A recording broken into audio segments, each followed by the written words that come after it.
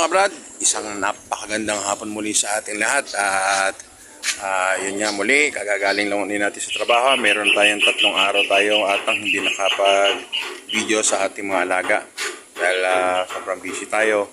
Kaya ngayon naman ang gagawin natin mga kabrad, titimbangin na natin itong atong mga, kasi may mga nagtatanong sa akin kung ilang timbang na raw ng ating native pig at saka yung mga manok. Ngayon natitimbangin natin mga kabrad. At kung ito naman mga kabrad na biig natin ito nasa 3 months. 3 months yung ating mga alaga na to. Magti 3 months siya mga kabrad. Ito mga kabrad, yung halos magti 3 months na sila. Pero titimbangin uli natin sila ngayon kung mga ilan ang timbang nila. At saka yung ating mga ganitong manok na na lalaki, yan. Pero kasi mga nagtatanong sa atin kung gano'n raw ba ang timbang at saka kung magkano, tinatanong kung magkano yung presyo, kaya lang hindi tayo makapagpresyo dahil hindi naman natin, ito kasi ang ginagawa natin dito mga kabrad, per lechon. Wala tayong siyempre, lalo na ngayon sa panahon na to, mas mahal lang baboy ngayon mga kabrad, kaya ito, mga presyo nito, merong mga siguro mga bracket, mga gano'n kung ilang kilo. Pinakuha ko muna kay Joel. Ito muna gagamitin natin timbangan. Kasi yung timbangan natin doon naiwan sa bahay. Tapos magtitimbang din tayo ng ng manok. Kung ilang kilo. Yang. Ito? Hindi na. Ko lang yung kung halimbawa kung 12 mahigit, wala na, anong kaso doon. Maano lang natin kung sa ganitong edad niya ng mga baboy kung gaano timbang.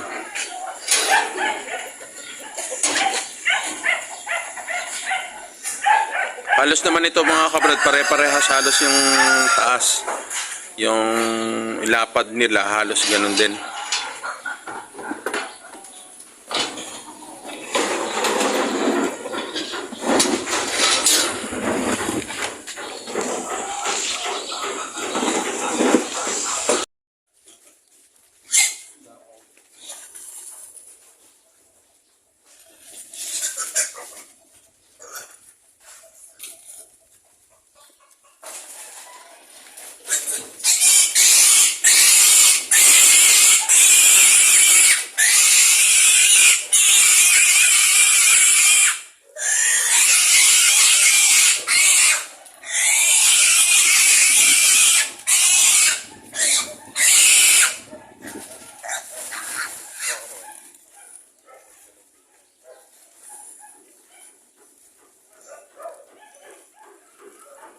Mga kabrad, nahuli na natin. Ngayon, titimbangan naman natin yan. Kung ilan ang timbang ng ating native na to.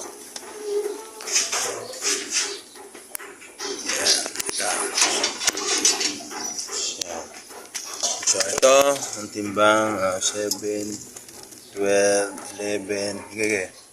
Sige pa, well. Yan na. Yan na. Ay, may bigat pa, may bigat. Ito mga kabrad, nasa 12 to. Yung medyo maliit to. Saan mo well kung alin yung malaki doon sa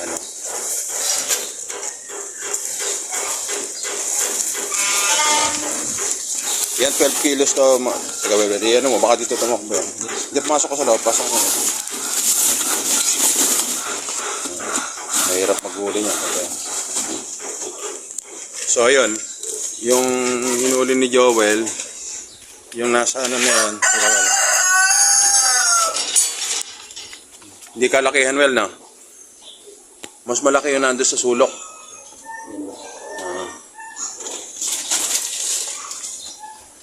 Ayan, sige, okay lang, okay.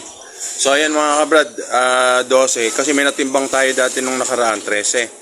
Ngayon may 12. Kaya siguro ang pagitan lang nila 1 kilo siguro. Ayan, 12-13 yung timbang ng ating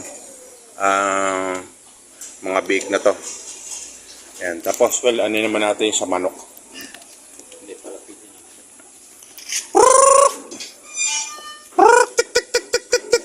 Ngayon mga kabrad, ito yung mga ganitong lalaki. Yan, titingnan natin kung gaano ang timbang ng ganitong kalaki.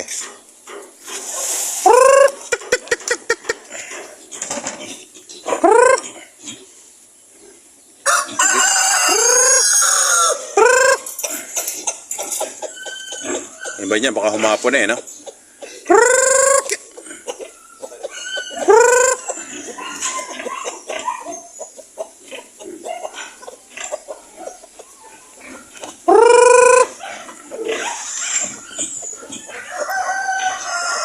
Kaya uli yung mga tuwel yung isa na ito, nakatalikod.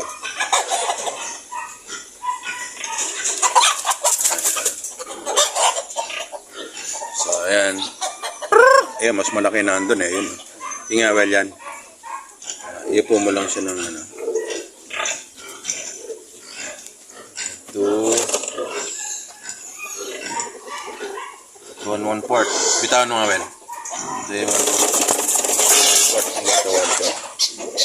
Malit, medyo malit yun. Yung may puti, well, yung ano. Ayan.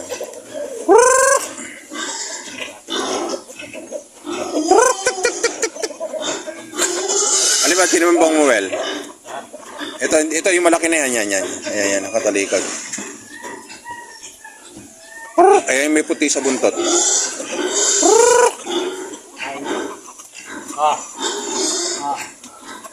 Ayan.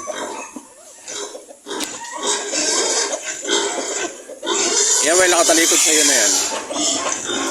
Ayan, pwede rin yan. Yan, nasa harap mo na yan. Yung iba kasi nandun pa sa, ano, siguro, kasi nakapagpakain na si Joel. Ito, bata pa to eh. Yan eh. Itong isa na to.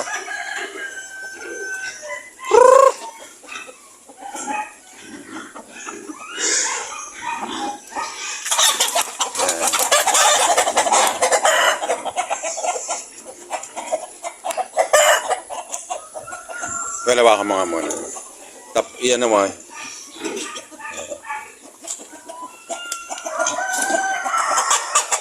Ganun din ha. Alos 2 1/4 din. Yan ang pinakamalaki. So yung mga kabrad, 2 1/4. Hindi naman sila nagkakalayo.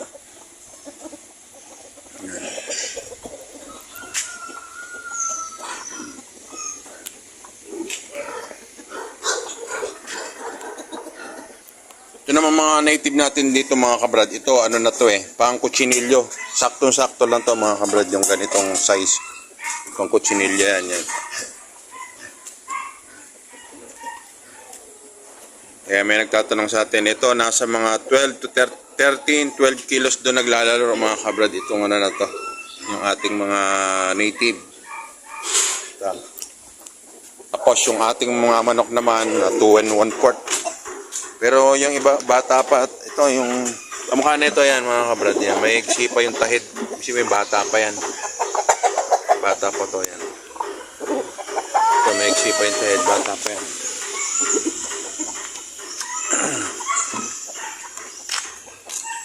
Ito yung may puti na to. 2 1/4. Ang timbang yan.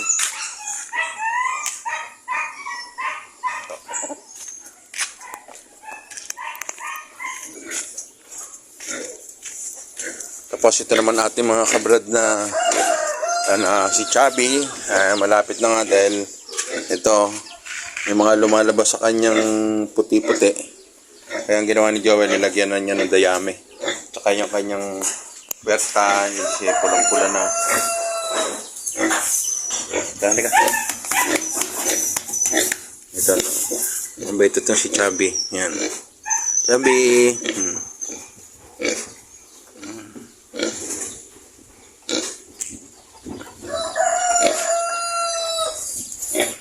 Lapit-lapit na to, sabi natin.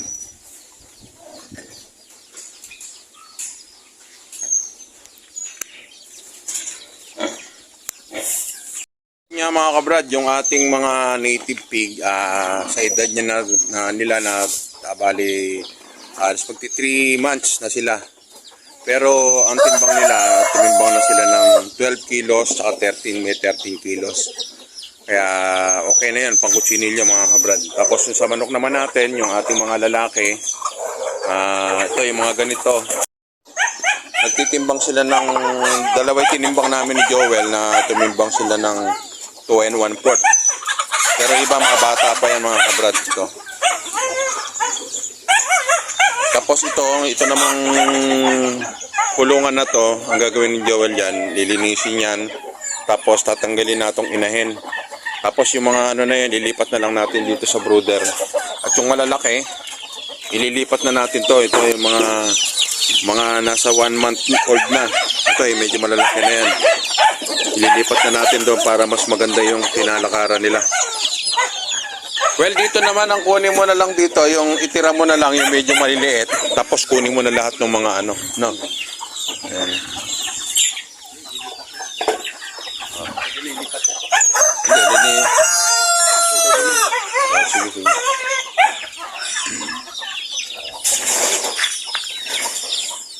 Ano ba yung sako yun, Well? Ayan mga sako. Kaya naman mga kabrad, pagka nailipat na natin dito, maluwag na yung kanilang mga tatakbuhan.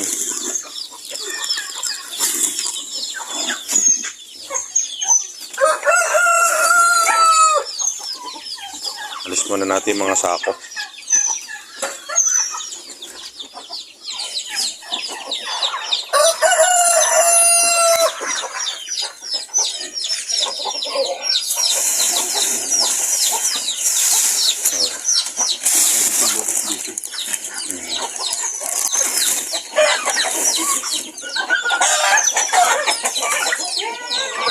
Yung inahin na yan.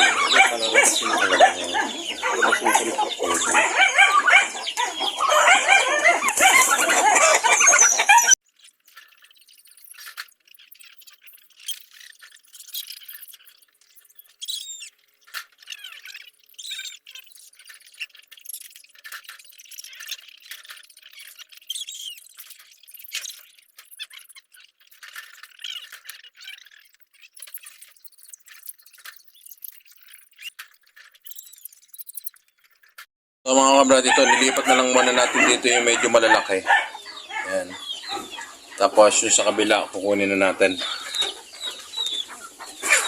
Ililipat ngayon mga kabrad yung galing dito sa brooder. Ayan.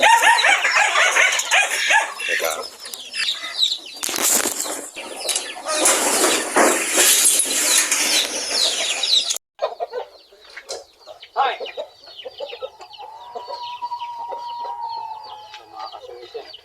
Alin?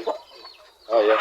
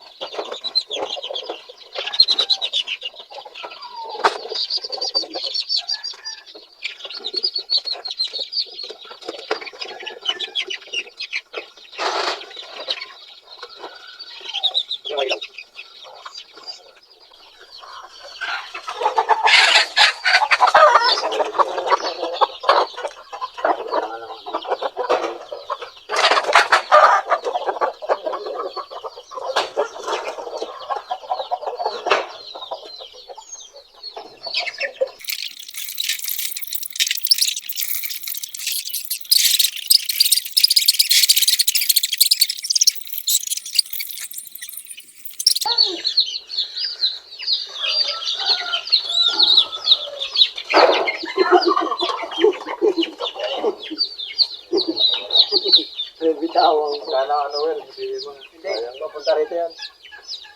Nagapon dito yan. Bitawang ko eh.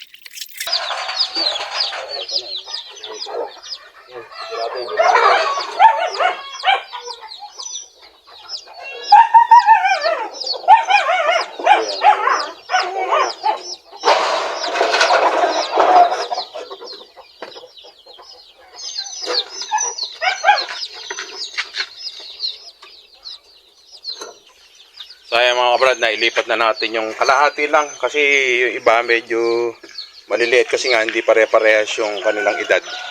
Ngayon, pinuha na lang natin yung magkakasing laki at iniwan natin itong medyo maliliit. Iniwan natin, siguro nasa mga 20 to. Yan.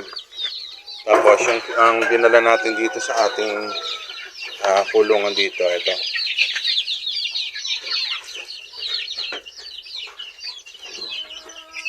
So ayan, dito kasi makakagalaw sila ng maayos dito at saka yung, well, may mga butas din dito, takpan mo lang. Ayan, ayan, masayang-masaya sila dahil ano sila sa maluwag. Pero mga siguro mga isang linggo, 1 week pa, ililipat na rin natin to, yan, dito. Kasi meron tayong mga ita-transfer dito ng mga sisiw, marami tayong mga sisiw ngayon. Ita-transfer natin dito sa brooder.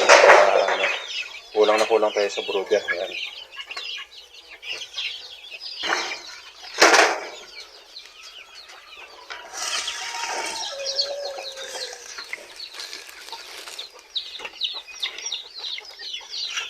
Ito naman mga kabrad yung mga 1.5 months natin to, ayan, 2 months yan. Marami kasi tayo mga kabrad, mga bagong pisa ngayon. Kamukha nito, ito ang bagong yung galing doon, ito nasa 7, 8 tong mga sisiw na to. Magsasamahin-samahin uli ni Joel ya sa isang brooder. Tsaka yung nandun, doon, marami rin doon sasama-samahin ulit tapos yun ang ililipat din natin ulit dito yan sa ating brooder na to. Dito meron naiwan tayo dito na ayun yan, yung mas maliliit. Ito yung magkakasabay talaga. So ayan mga brad, una-una timbang na natin yung ating mga baboy na itim at kung ilan ang timbang nila at yung ating manok din, ganoon din. At nakapaglipat na rin tayo ng mga sisiw, yung mga month-old, week-old. Yan, nailipat na rin natin. At tapos, kukulik naman ni Joel yung mga bagong pisa natin bukas para ilipat naman dito sa ating brooder dito. Yan, dyan, ilipat. Tapos yung kabilang brooder na yon, i-repair lang ni Joel yon para yung iba hindi magkasama-sama yung mas may edad. So ayan mga kabrad, mali natapos na naman na maghapon natin. Maraming